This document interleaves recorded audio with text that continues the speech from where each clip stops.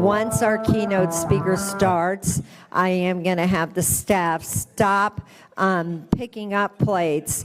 But is there anyone that has not received an entree? If I could have the staff, there's some people up here. If you want to look around the room, there's several people that haven't received entrees. If I could have, maybe Andrew, if you could help them. One more time, if you guys raise your hand. Who hasn't received an entree? 2 here, 1 there, 1 over here, Andrew, as well. Okay. We will keep an eye on that for you so we make sure everyone gets their entrees. Very excited about our keynote speaker. And I also want to welcome our virtual audience. And Andrew, I have another one entering, if you want to just keep your eye on that. For our virtual audience out there, we appreciate you guys logging on today. We're sorry you couldn't be here in person.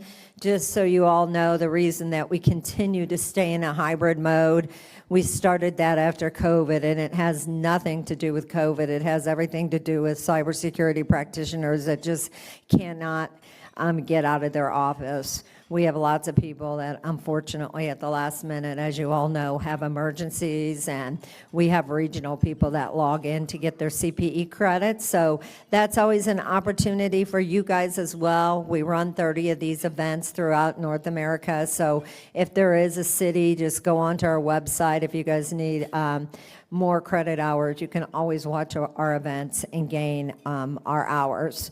But to our virtual people out there, welcome. I know there's about 200 of you logged on. If our virtual audience has any questions, put your question in the chat box, and we will make sure that our back-end team conveys your question up to our keynote speaker. And again, you guys have been great with the questions. When you do have questions, just wait for my tech team to come with the mic, because we want to make sure that our virtual audience and everyone in here hears your question.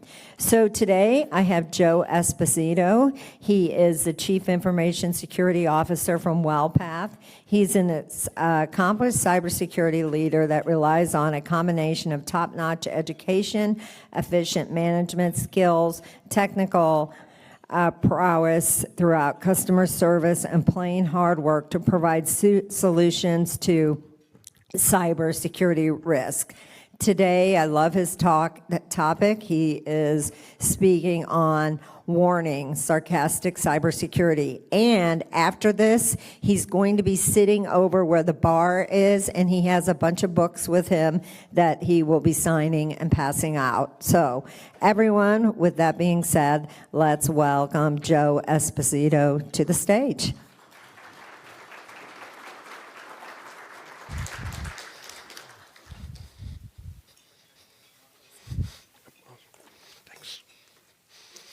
Good afternoon.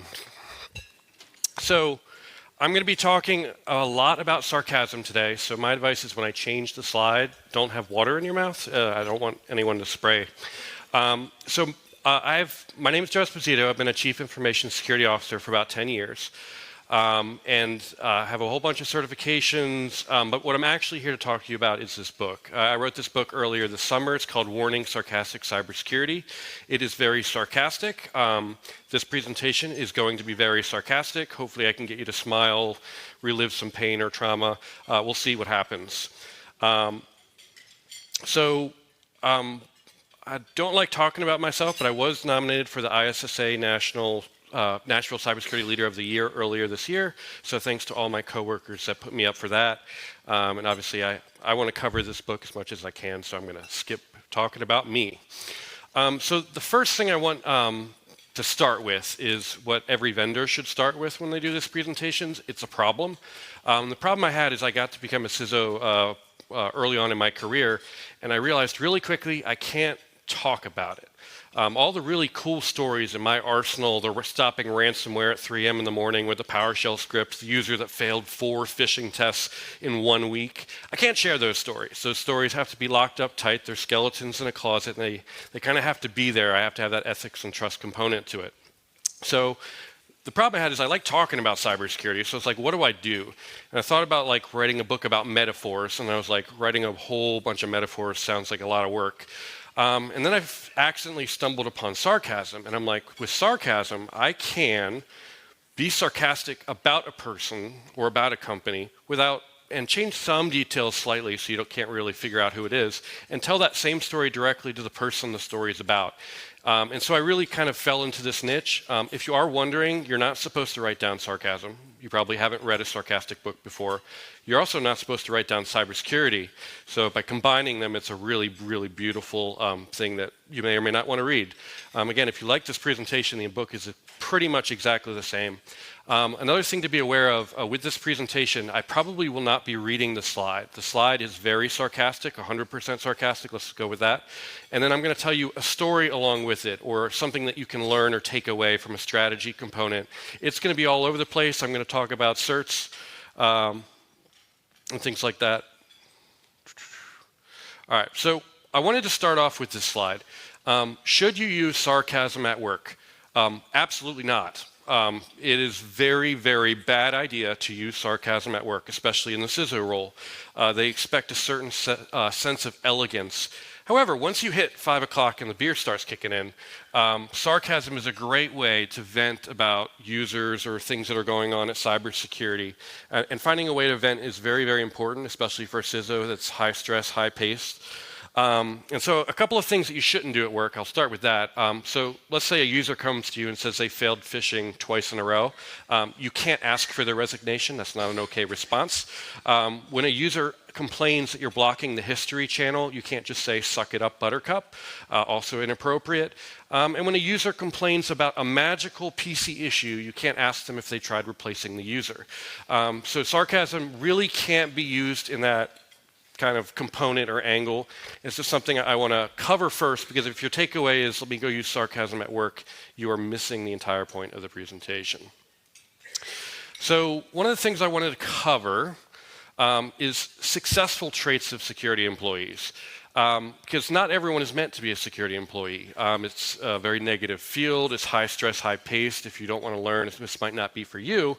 But one of the mistakes you have to learn is learning from your mistakes. And the thing about cybersecurity is it's built on trust in an organization. You don't have the opportunity to make too many mistakes before you're out the door. You lose the trust of your peers. You have to know help desk just as well as the help desk guys, database just as well as the database guys. And so the best way to do that is to pay attention to the things around you and learn from their mistakes, really. It's just very important that cybersecurity requires constant learning, and it requires you to not make the same mistake twice, because that is by far the easiest way to lose trust in our industry. Another thing, you should wear pants at work. There's some employees, I can never get that image out of my mind. Hopefully you all have your own fun telework stories, and I have some more coming up later.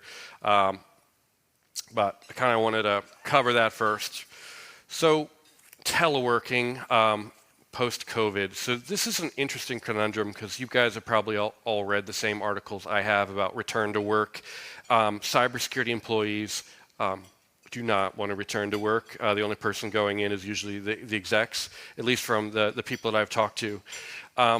And it creates an interesting challenge, because I can go up to the CEO and have the hardest conversation about risk and balancing risk and all of that jazz. But having a conversation with an employee about not going to the grocery store at 2 o'clock is a really awkward conversation to have, and it's not in my skill set. One kind of thing that happened, I was one of those people during COVID. I went to the office 4 days a week, and my office moved about a month ago, so I've been forced to telework for the first time in my career, 5 days a week. And I started going to different lunch spots. And I went to a bar, like a restaurant bar, and I looked over at the bar, and it was full of people with laptops and beer at 1 or 2 o'clock on a Tuesday afternoon. And then I just started paying attention to it, and I saw every restaurant, I would just spot check the bar, and you'd see people working with a laptop with a beer in their hand. And I'm like, from a cybersecurity perspective, do I care? I probably care, because when you drink, you reveal around you too much information. But I think that's just the normal trend, is that people don't want to go to the office, but they will go to the bar. Kind of interesting component there. So best investments money can buy. Who here knows what a mouse jiggler is? Who here is willing to admit they have one? All right, good. You're on my team. So mouse jigglers are these. There's physical and digital. There's the one that you put your mouse on top of and it messes with the laser light. And there's also the USB version that doesn't get blocked by BitLocker blocking it, or most USB tools. And they just move your pixel once every 5 minutes, and guess what? It keeps your Teams light green. And so this is like I call it a post-COVID problem because I would not have had to deal with so many security incidents with mouse jigglers if we didn't send everyone home and then they used AI to figure out how to pretend to do multiple jobs. But it's a really interesting problem to have, and I challenge you, does your security stack right now detect mouse jigglers? And if so, would you even want to tackle it? And the reason I say would you even want to tackle it is, from my perspective, mouse jigglers are violating your inactivity rules. They're keeping your PC unlocked when it's not supposed to be. Even if it's at your home or you're at a bar, it's still kind of a problem, but it's also mainly in the productivity space. So it creates this huge HR, employee relations, legal challenge. So before you dive into that bucket, you need to kind of understand how your HR and legal team's going to tackle it. But mouse jigglers are a very interesting problem. I almost guarantee you, if you're a large enough organization, you have somebody doing it. It was that prevalent. And again, it's something that I think I'm going to be dealing with for the rest of my career, along with ChatGPT, but I have a whole lot more AI slides because you can't have a presentation without AI. One saying, I did a presentation 2 or 3 months ago, and one saying I accidentally came up with on the fly when I was doing sarcasm was this saying right here, and a whole bunch of people really liked it. Cybersecurity is a very negative space. We complain about problems all day long. We complain about users doing silly/stupid stuff all day long. And you will have to occasionally slap someone's hand. You will occasionally get someone fired or multiple people fired. It's just a very negative place to be, and you cannot take that home with you. I've seen a few different cybersecurity employees that can't turn that off, and their personal life is a walking mess, right? And so even if you like the risk management and the security, you need to almost have, I call it the light switch methodology, have a different personality at work and a slightly different one at home, take different risks that you would take at home that you're not going to take at work. Because the second you bring it home with you, that's what causes divorces and other things that just might not be what you want to do. The other thing I kind of quickly covered on was the risk management component. Most of the time, cybersecurity people are a little bit more risk adverse than the rest of IT or the CIO that's running a million miles, right? We're the ones putting on the brakes or pulling the reins. And if you do that at home, you're not going to live life, right? If you are not taking any risks at home, I just call it you're not living life. So make sure that if you are very conservative at work, try to find ways to introduce a little risk in your personal life. Otherwise, you will be boring.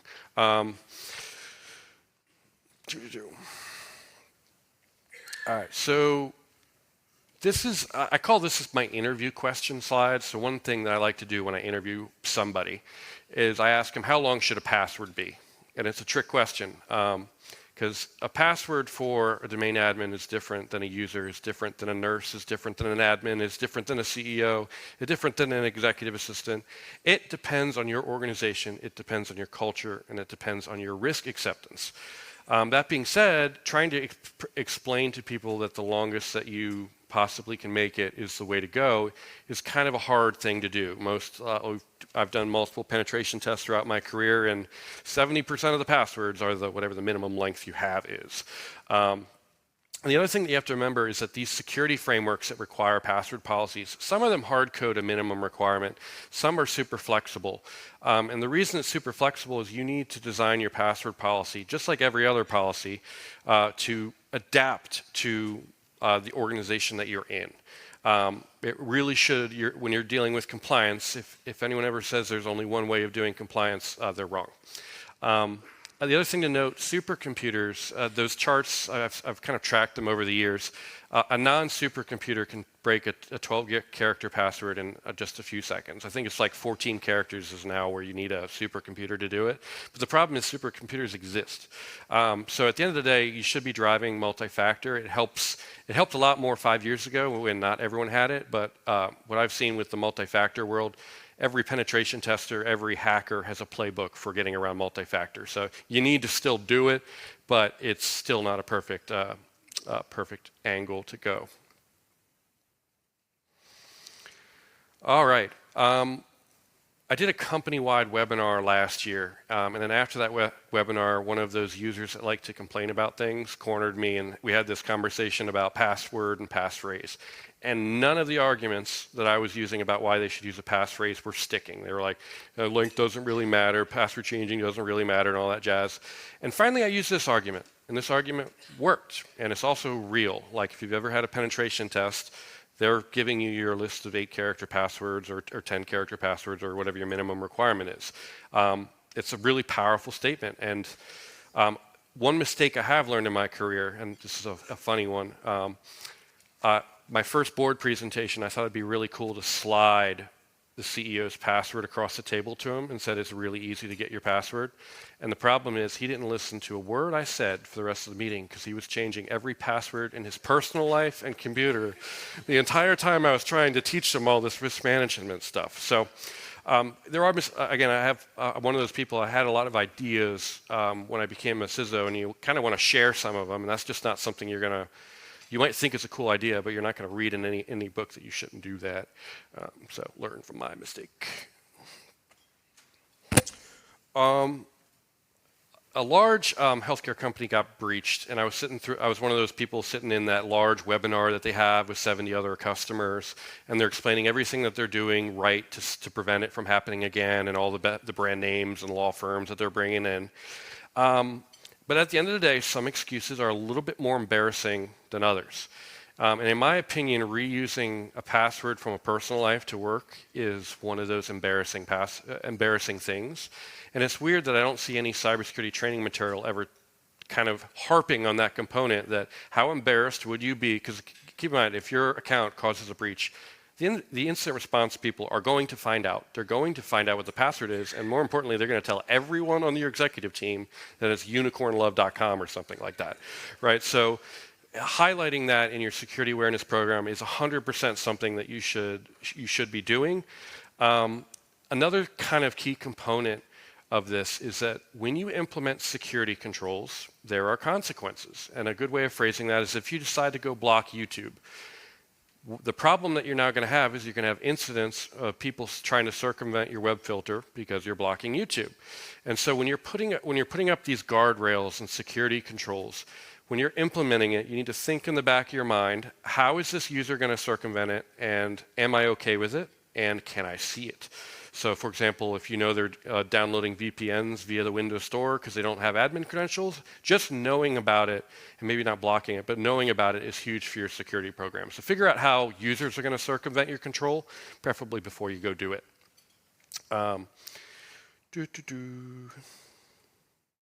Another thing that I wanted to cover, NIST, they kind of slipped it in there earlier this year, but they're kind of changing their mind on the whole password change requirement being every 90 days or every year.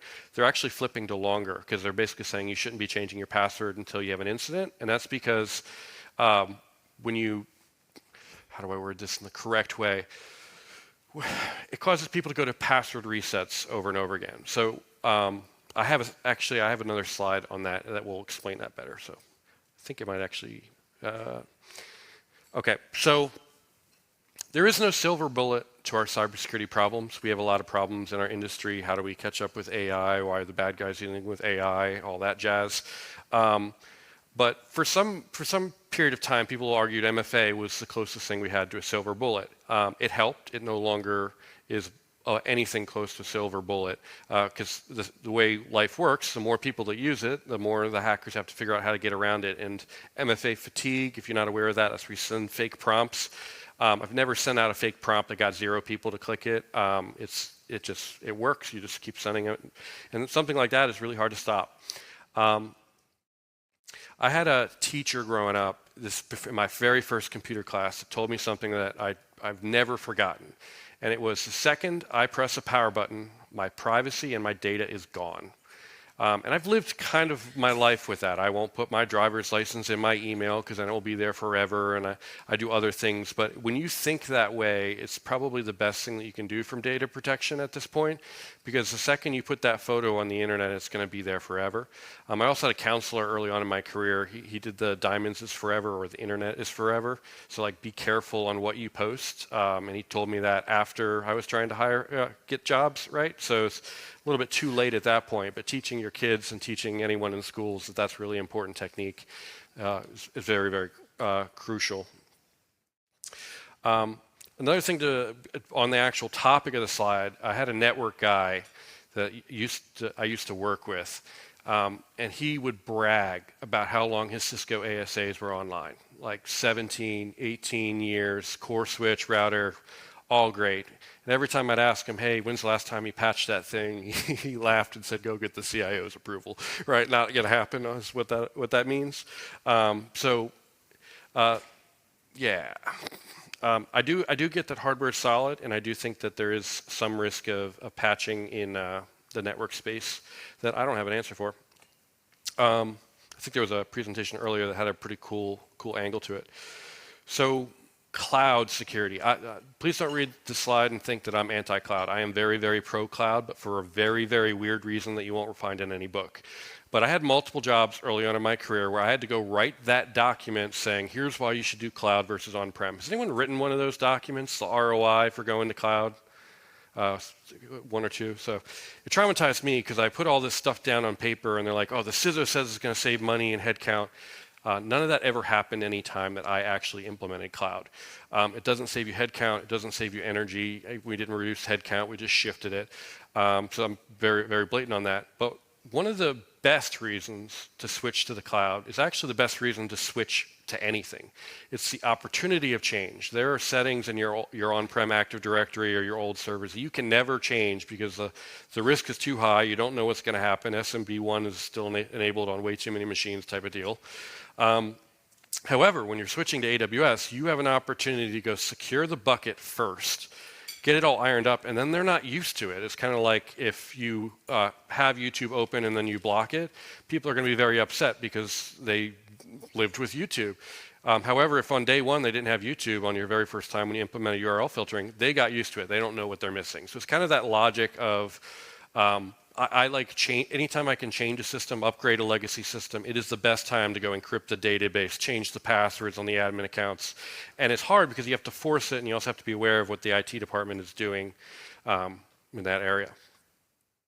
Phishing. I love me a good phishing story.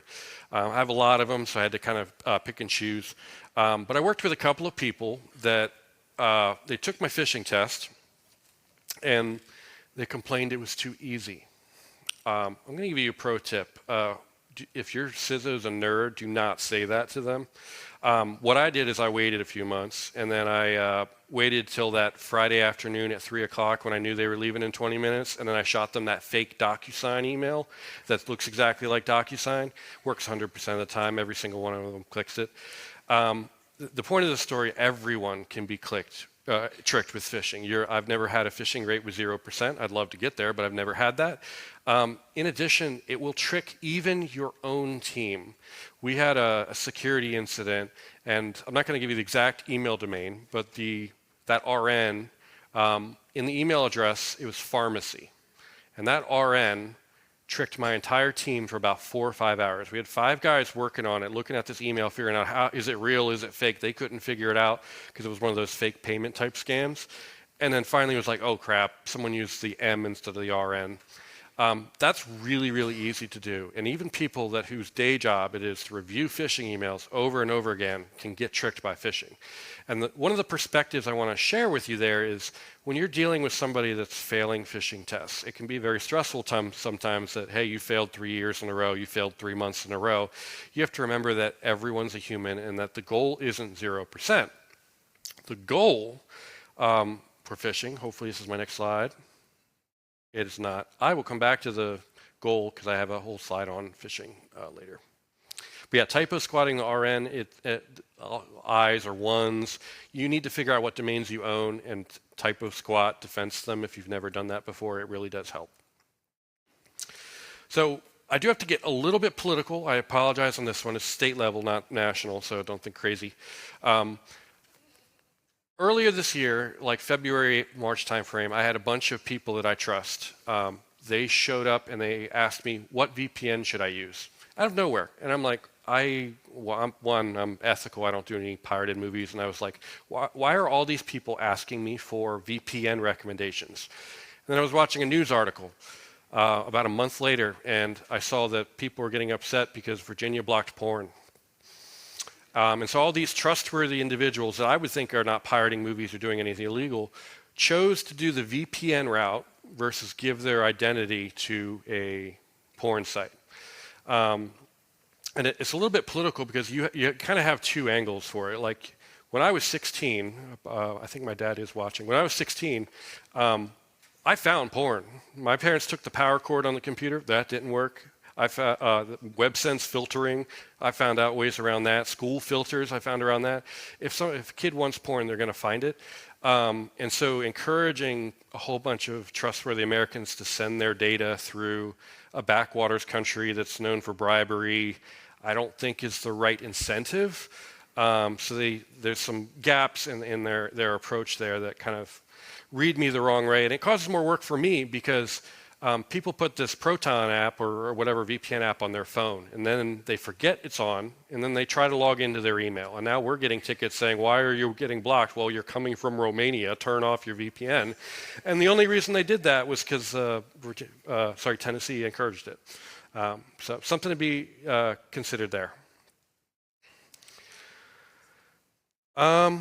Negativity in cybersecurity world. First, I've met a few different super positive, super happy-go-lucky people in the cybersecurity space. I encourage them all to go to the vendor side of the house. It's very, very stressful. The core of the problem is that the incentives right now are not in the right places. A lawsuit is more than a ransomware payment. And the second CEOs find that, and they're trying to find the most effective, cost-efficient way to deal with someone stealing their data, they're going to choose that option. And so we really need to figure out how to incentivize companies. In my mind, every incident should be going to the FBI. There should never be any anti-incentive to do that.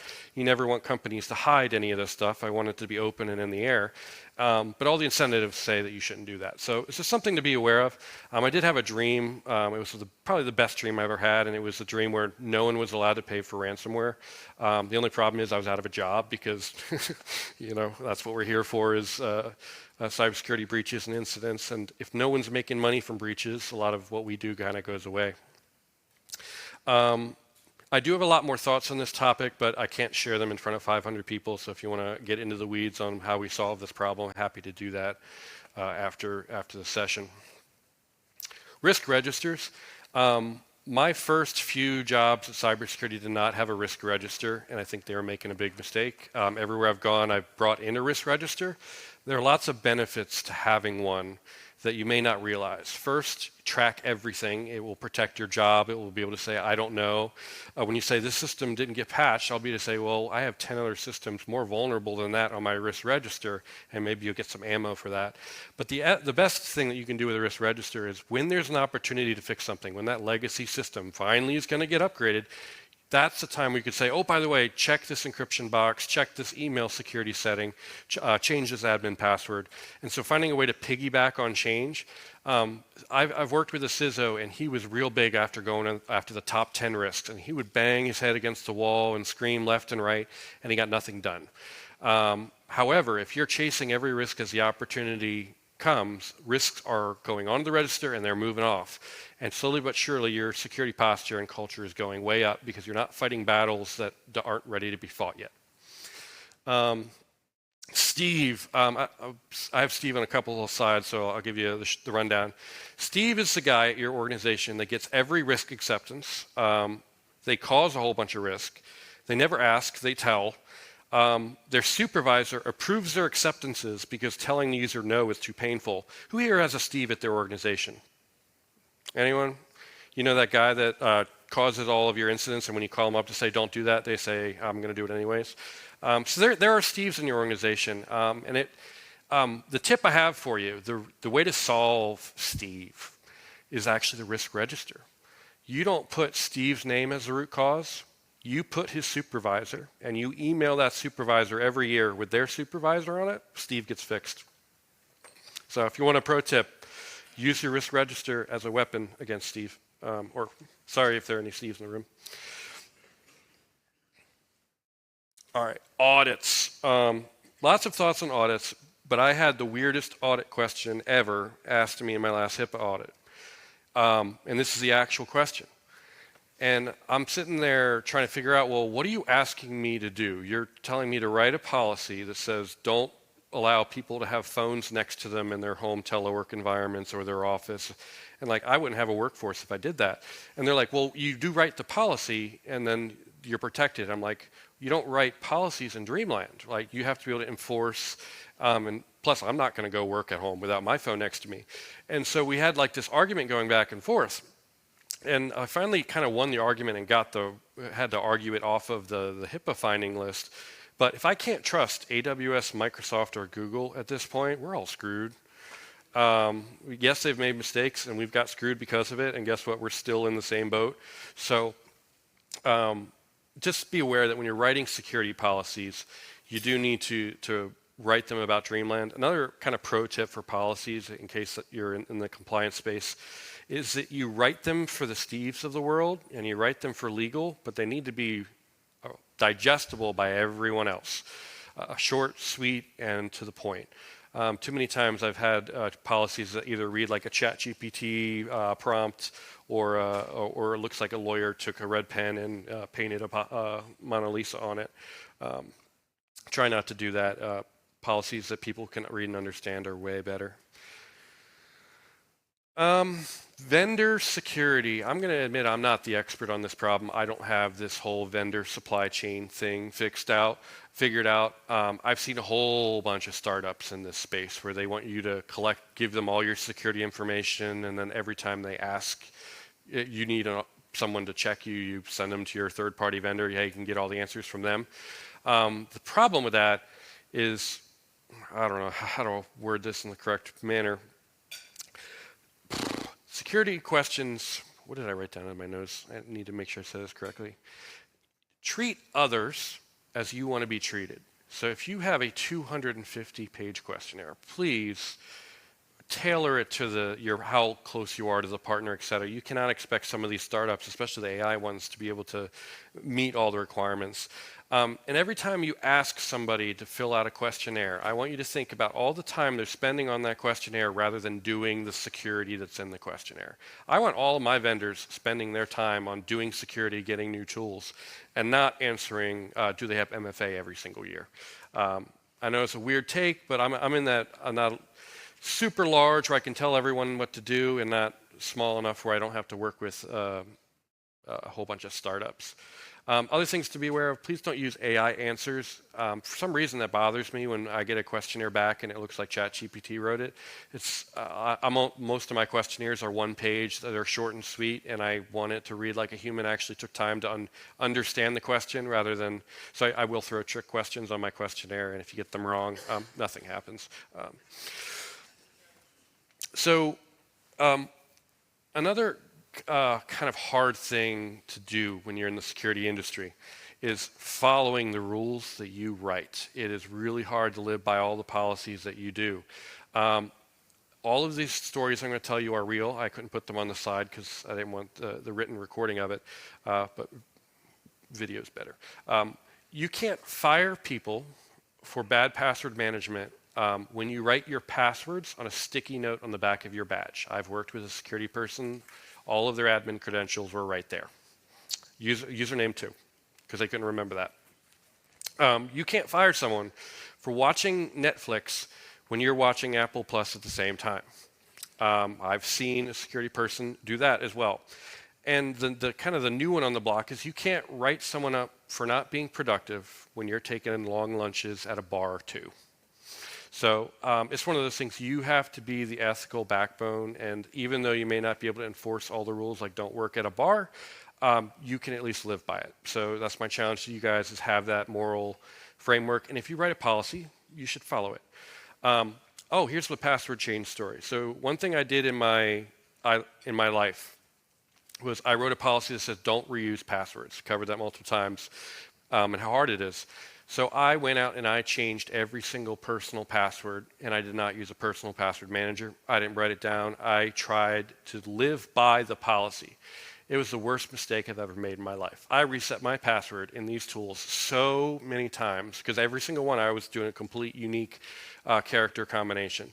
So it's one of those things you have to be very careful about your phrasing on some of these policies because you don't want to corner yourself, especially if you're not, if you're like, I can't remember all 50 passwords that I use on a daily basis. That was absolutely miserable.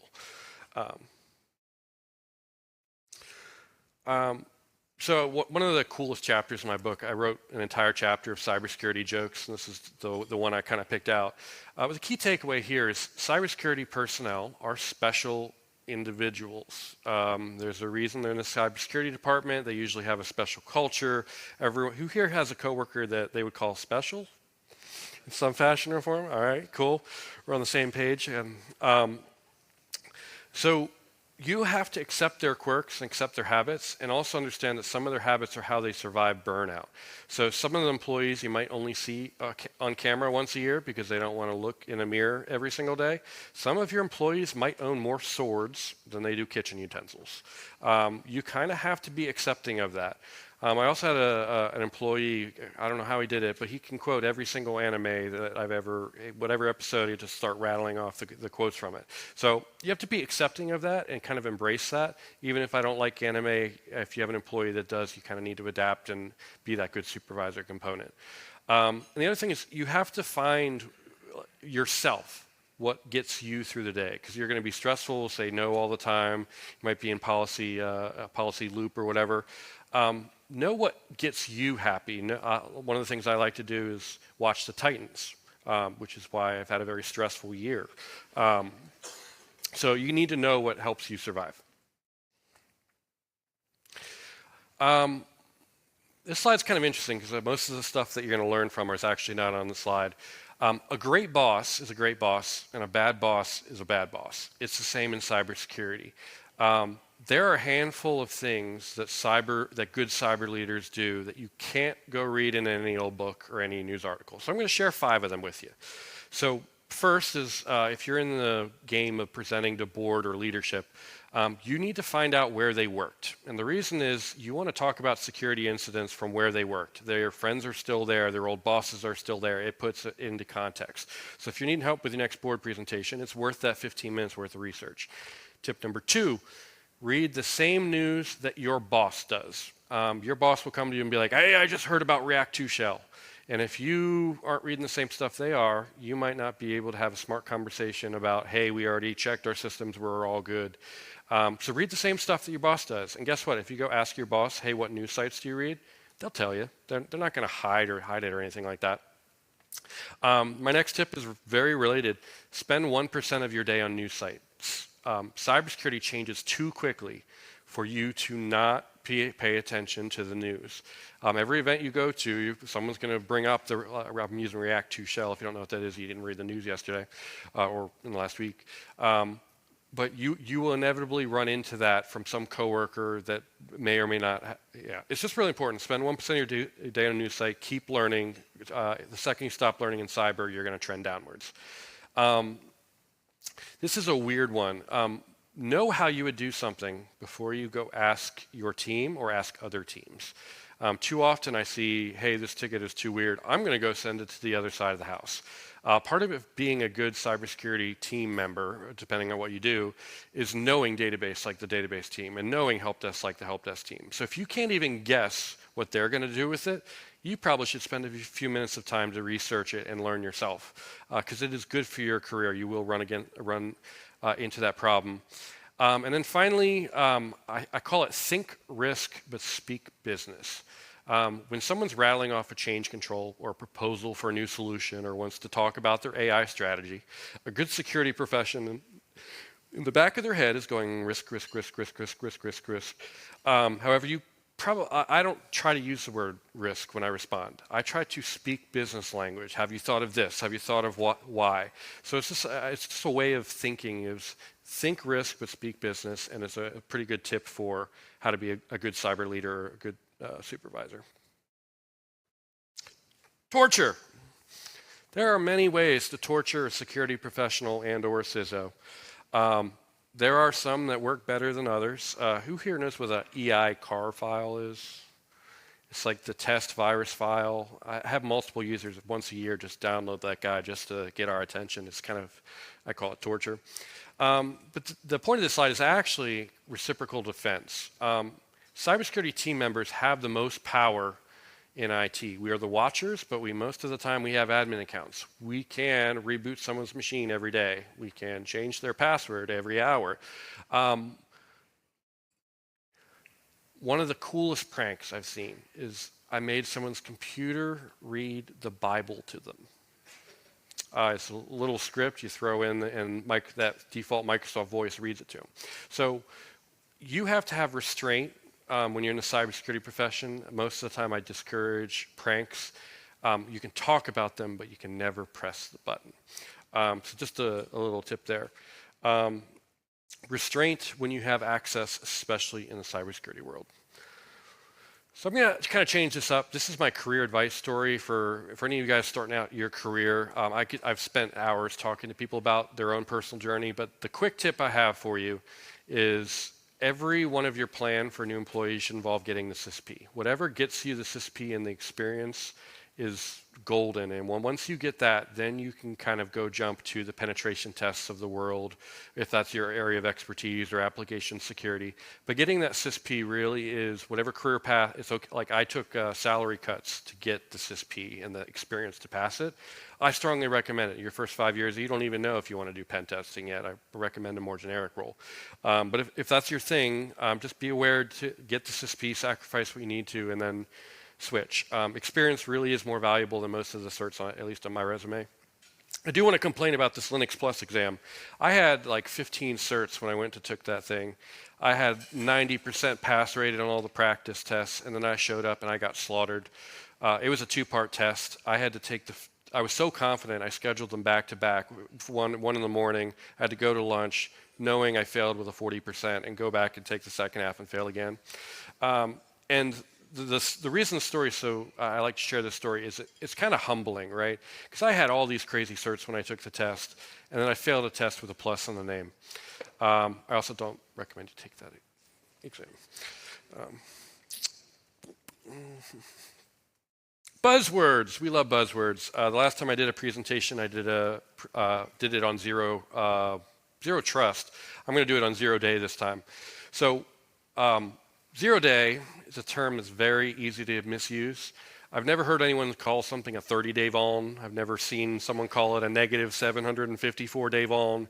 They just use 0 day for everything, and at this point I'm not even sure what it really means anymore.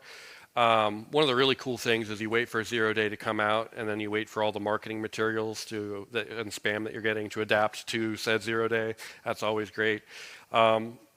Really, like a 0 day is, I call it Christmas for vendors when those come out. But yes, we have some gaps in our terminology. Like in my mind, if I were to redo the world, I would have something called a weaponized vulnerability category, meaning if it checks that box, it's weaponized and being used in the wild. That would be a very cool term to see in these news articles that I just don't see. They just call it a 0 day and expect me to run around with my hair on fire.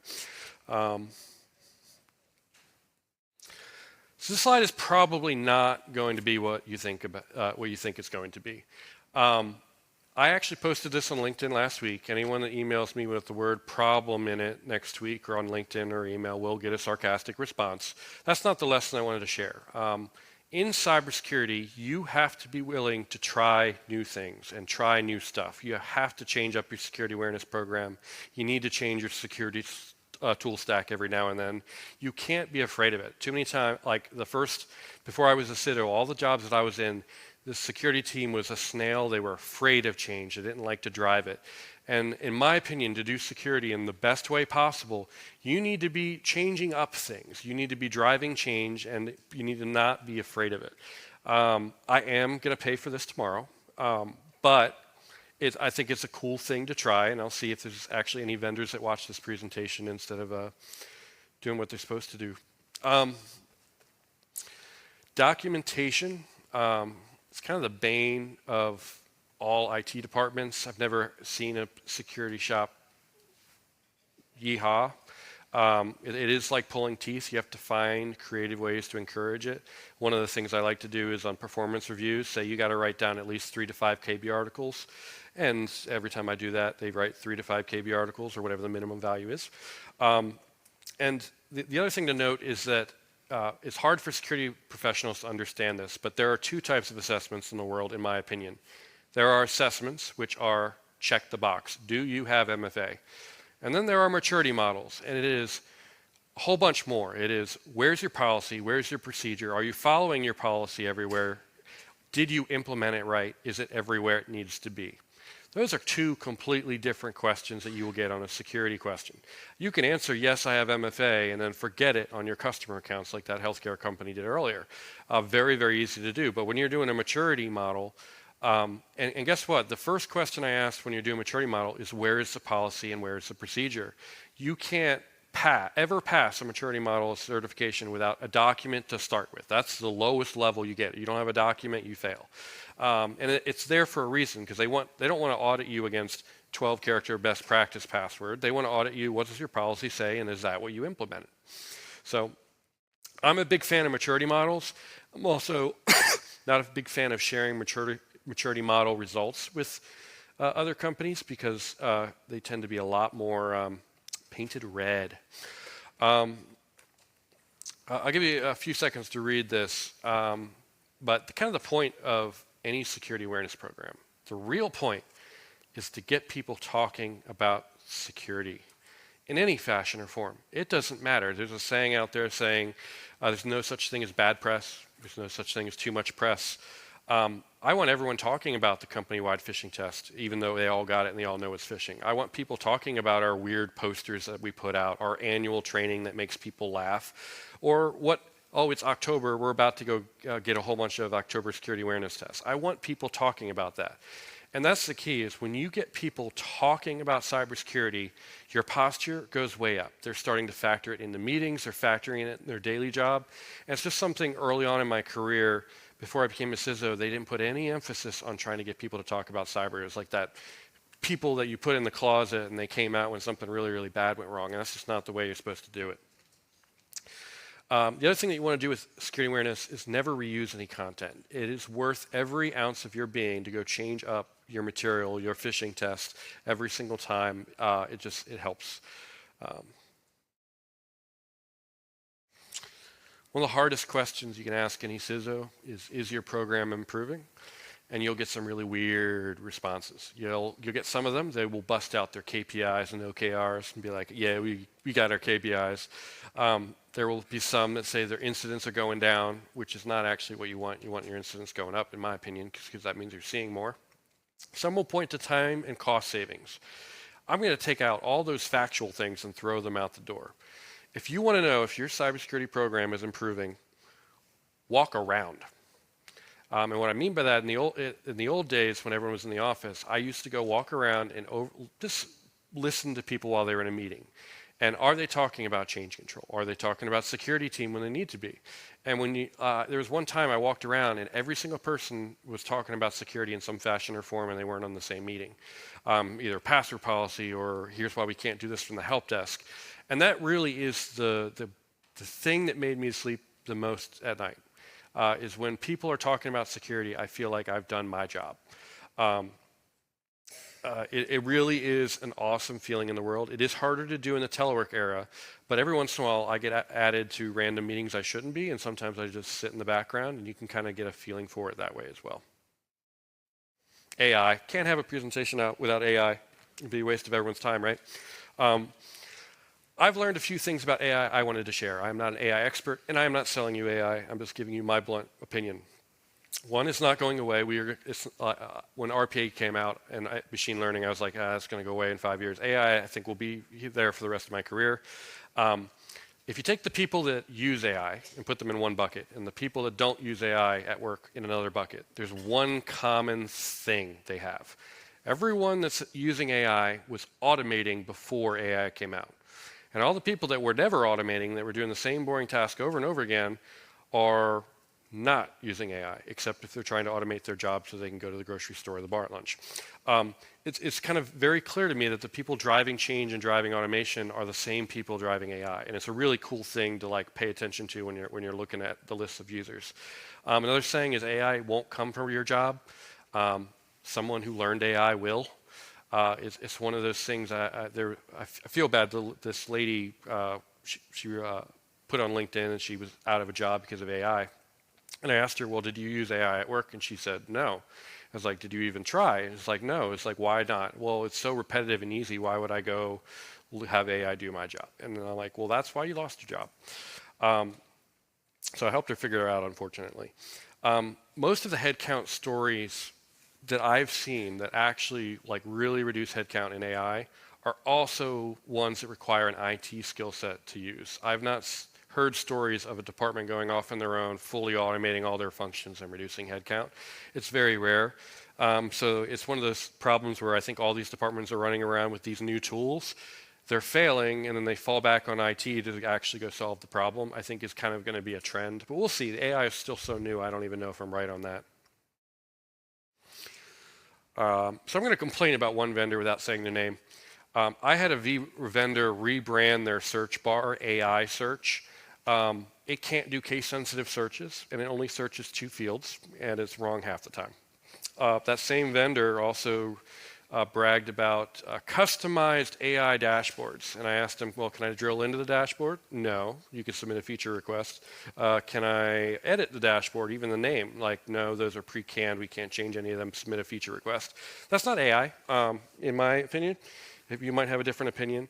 I wish you could kind of, I feel like so many vendors took AI and threw it in their marketing material before they had used it or actually built really cool things with it, where someone should sue them and see what happens. I don't think it would work, but false marketing is false marketing. Another thing to be aware of about AI, if you are a vendor in the room, and maybe you'll agree with me, is I don't want to pay for a pill to be researched. I want to pay for a pill that's been developed. Meaning I want a fully functional AI product that solves the problem. I don't want to pay to get there. I'm willing to pay after once it does all the cool stuff. But I think some vendors increase their prices saying we have an AI vision, and so many people are failing on their AI vision that it's kind of, hold up, you need to correct something. So just my opinion. One of the things that will happen when you read any security textbook for certification is they'll teach you the CIA triad first. Who here knows what the CIA triad is? They kind of drill that into you. I would love to replace that chapter with a different first topic. The first topic is visibility. Security is useless without visibility. You can't come up with an AI strategy unless you know who's using it and how they're using it. I think it really, like these certifications really need to harp on get visibility first, here's ways of doing it, and then have a whole strategy on how to fix the things that you find. There was a CISO I was talking about, because AI is being talked about everywhere, and we were swapping AI strategies, and I asked him, hey, do you know who's using AI? And it's like, I know how many people hit the website. And I'm like, well, why don't you go talk to some of those people and figure out what they're using for it before you go block all of them? And he did that, and he found out the entire HR team was using job descriptions in their free ChatGPT. And the question is, do you really need to pay Microsoft $30 a month to switch all those people over, or are you okay with your job descriptions being in someone's personal ChatGPT? And so he had to throw out his whole block plan because it would have cost way too much money and there was no security benefit. So that's the value of having visibility. It's the best way I can kind of describe it. It really is your first step into tackling any problem. If your boss says, I need you to go solve this, your first step is let me go find out scope. So really kind of drill that home. I think it's something that everyone in cybersecurity could probably be doing a little better. Bad guys are using AI. The last 3 phishing attacks that my company got, I looked at them and there wasn't anything wrong with it. You could tell they put it through AI. And the problem is the bad guys are using AI. I actually had a training class I did with my accounting department, and I told them, if there's a grammar mistake, it's actually more likely a human now, because the bad guys are using AI. And that's completely different than when I first learned about phishing. I was told grammar mistakes and company names being wrong were like the #1 thing, because people speak English in different ways all over the world. But now if they're not using ChatGPT, it's probably a human. How great is that? Other problems with AI, they keep leapfrogging each other, and it creates a real problem because I can't block anything. I'm one of those people, I can't block anything unless I think I have a solution to the problem. So I can't lead everyone to one AI when Gemini comes out a day later and has a whole product that blows that out the water. And all these AIs, if you've been following the news, they all keep leapfrogging each other in technology, and it's so quick. I can't have an AI strategy that's really one AI anymore. And I think that's kind of the point with all these AI tools that are coming out, is they realize that's the case. I do want to cover things that you can do in cybersecurity with AI that actually improves your life. Reviewing policies or contracts is really great if you have a secure AI. Software reviews, third-party reviews, salary research, money cost research for tools. Finding oddities in reports, it can even do some of that. It's terrible at graphs. I haven't found one. So if you know one that does all kinds of cool graph stuff, please let me know after the session. Okay. So this is actually, I have a whole slide on budget tips. This is actually my budget slide, I know, weirdly enough. I have not worked in an environment with an unlimited budget before. I probably never will. It sounds boring to me. It's way more fun to complain about nurses when they do silly stuff. But if you are one of those people that have budget restrictions, one of the things you shouldn't do is don't wait for the money. There are a whole bunch of free things like honeypots and honey traps that if they fire, pay for it, infinite ROI, because it's essentially a PowerShell script watching a file. However, when one of those fire, they've already passed your firewall, your intrusion detection, your WAF, your EDR. That's your last layer and your last hope. And when that fires, that story is what you tell your executive team. Like, we got saved by a $5 PowerShell script. You need to get me some resources. And that's a very, very powerful story if you're one of those people. I don't ever want to get money because I got breached, but I'm not afraid to use and track my close calls.